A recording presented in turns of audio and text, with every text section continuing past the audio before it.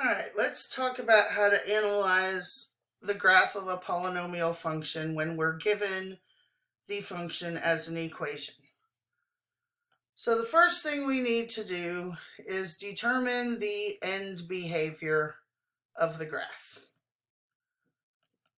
The second thing we need to do is figure out the X and Y intercepts.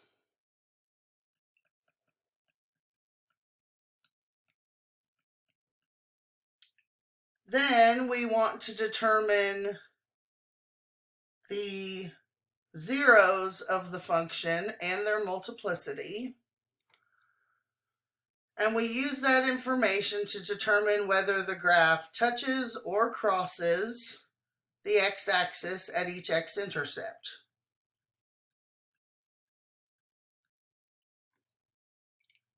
Then we determine the maximum number of turning points.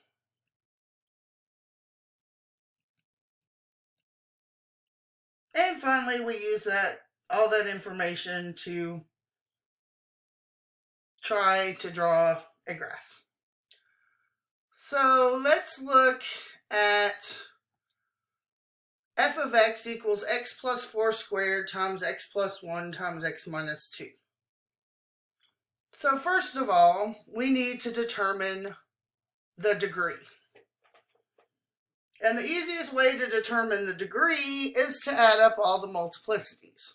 So even though step 1 says determine the end behavior, I think that makes more sense to happen down here after step 4. So let's start with step 2. Let's find the x and y intercepts, zeros, and touching and crossing. So for our x-intercepts, we set each factor equal to 0. So we have x plus 4 equals 0, x plus 1 equals 0, and x minus 2 equals 0.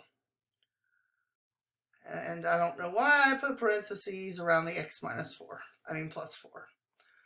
So solving these, we subtract 4 from both sides, which gives us x equals negative 4.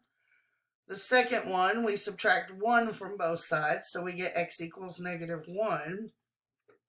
And for the third one, we add 2 to both sides, so we get x equals 2.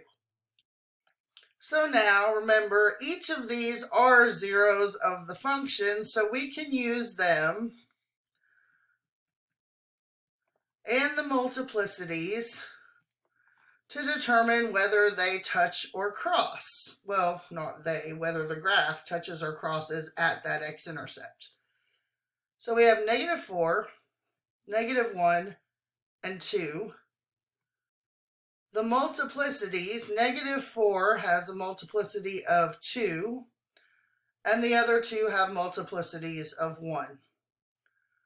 So at negative 4, the graph touches the x-axis. At negative 1, it crosses. And at positive 2, it also crosses. So now we can figure out what our degree is by adding up the multiplicities. So the degree of this function is n equals 4. So we can now figure out the number of turning points,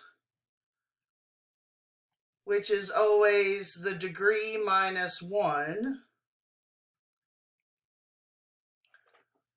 So the only other two things we need are the y-intercept and our end behavior. So for the y-intercept, remember, we just plug 0 in for x. So f of 0 is 0 plus 4 squared times 0 plus 1 times 0 minus 2, which gives us 4 squared times 1 times negative 2, which is a negative 32.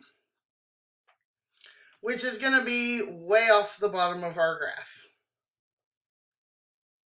And the other thing we need is the end behavior.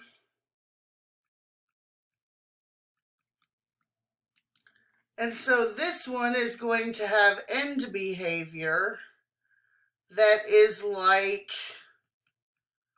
x to the 4th, because it's degree 4. So remember, x to the 4th looks kind of like a parabola. So what happens as x goes to negative infinity? It looks like the y's go to positive infinity. So we would say f of x goes to infinity as x goes to negative infinity. And when x is going to positive infinity, it looks like our y values, our f of x's, are also going to positive infinity. So what does that mean? Well, let's put our intercepts on here. So we have x-intercepts of -4, -1, and 2. We know our y-intercept is way down here somewhere.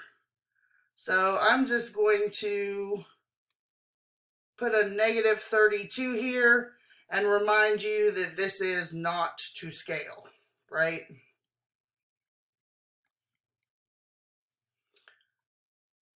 And we know that it touches at -4 and it crosses at the other two. We also know that as x gets really small, y is getting really big. So that means it's coming down from up here somewhere. Now remember, it touches at -4, so then it has to go back up. But at some point, it's got to turn around and come back down because it has to hit the intercept. And then it continues on way down super quickly to x is -32. And at some point, it turns around and comes back up to hit the intercept at 2. And we know at 2, it crosses the x-axis, and as x gets bigger, so does the y. So then it carries off up to infinity like that. So have we done what we needed to? Let's see. Our end behaviors are correct. So here's the negative infinity part. Well, I mean, as x goes to negative infinity. Here is the x going to positive infinity end behavior part. And we have how many turning points? 1, 2, 3, which is how many we should have. We touch at the appropriate intercept, x-intercepts, and we cross at the appropriate x-intercepts. Okay. You guys try to do the second one, example 12 here, and we will cover that problem in I said this was going to be the last video, but one more video and we'll cover that problem. So try it yourselves and then watch the next video.